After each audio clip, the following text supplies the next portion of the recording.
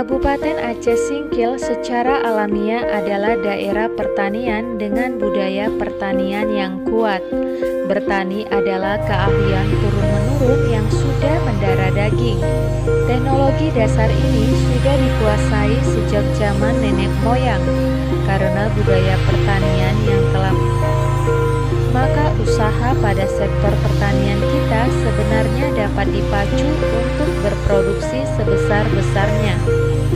Luasnya lahan, cadangan air yang melimpah, dan potensi wilayah yang tersedia, mulai dari dataran rendah sampai dataran tinggi yang mendukung, menjadi obsesi dalam menjadikan Kabupaten Aceh Singkil sebagai pemasok hasil pertanian unggulan di kemudian hari, sehingga sangat berpotensi untuk dikembangkan.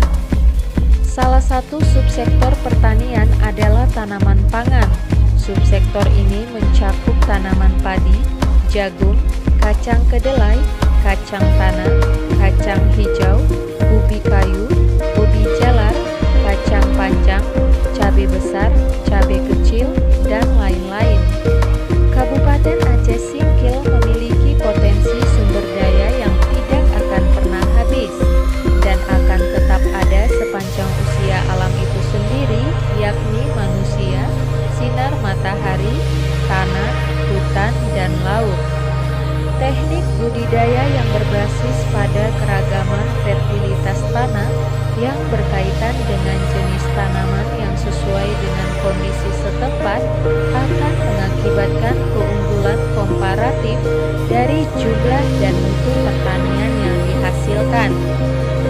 Untuk saat ini telah dan sedang dikembangkan oleh Dinas Pertanian dan Tanaman Pangan seperti penanaman padi di beberapa kecamatan di wilayah Kabupaten Aceh Singkil, seperti di Kecamatan Simpang Kanan, Kecamatan Gunung Meriah, Kecamatan Danau Paris, dan Kecamatan Suro.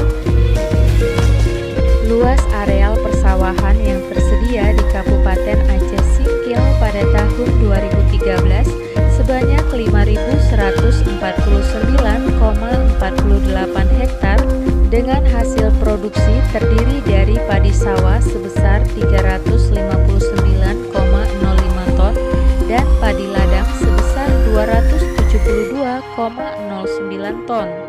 Dalam upaya menunjang produksi pertanian, khususnya persawahan, membutuhkan konservasi air melalui pemanenan air hujan.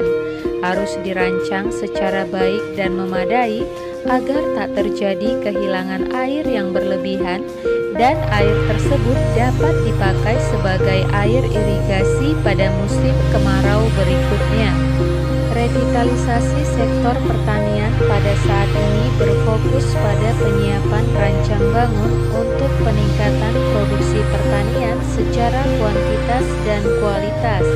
Untuk meningkatkan produktivitas yang diinginkan, kebutuhan benih, pupuk, dan pestisida untuk setiap pertanaman harus dihitung dengan cermat dan dirancang cara pengadaannya dengan teliti agar benih, pupuk, dan pestisida berkualitas baik sudah tersedia dengan jumlah yang dibutuhkan pada waktu yang tepat.